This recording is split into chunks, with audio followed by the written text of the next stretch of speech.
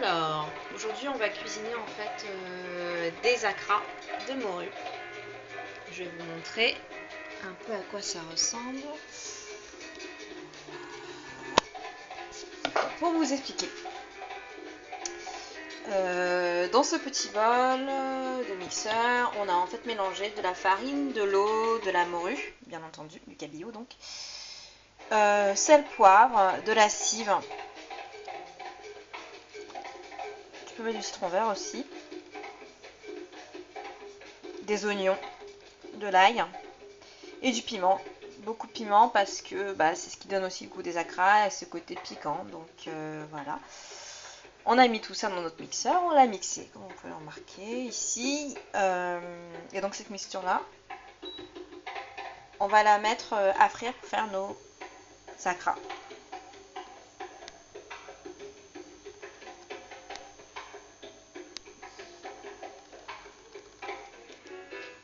Donc, comment on fait pour savoir que notre pâte, que notre huile est chaude et qu'on va pouvoir faire nos acras? On met un petit bout de pâte. Moi, ce que je mets toujours une petite goutte de pâte tout au fond.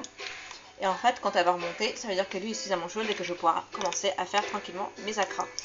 J'ai aussi oublié de vous dire qu'il faut mettre, bien entendu, de la levure chimique. Parce que sinon, vous allez avoir des acras tout plats, c'est pas très joli, pas très visuel en fait. Donc voilà. Là, ça veut dire qu'on est prêt à commencer notre friture. Il faut les retourner régulièrement pour pas qu'elles soient trop dorées, qu'il y ait un côté qui soit plus cuit par rapport à l'autre.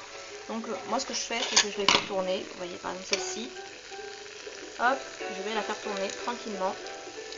Ah, elle est un peu. Voilà. Elle passe sur le ventre. La voici. Typiquement, voilà. Comme ça. Ça cuit des deux côtés. Et voilà le résultat après avoir fait donc l'intégralité de mon bol de marinade. En créole, on appelle ça des marinades. Donc d'acra de morue. Je vous souhaite un bon appétit. La crème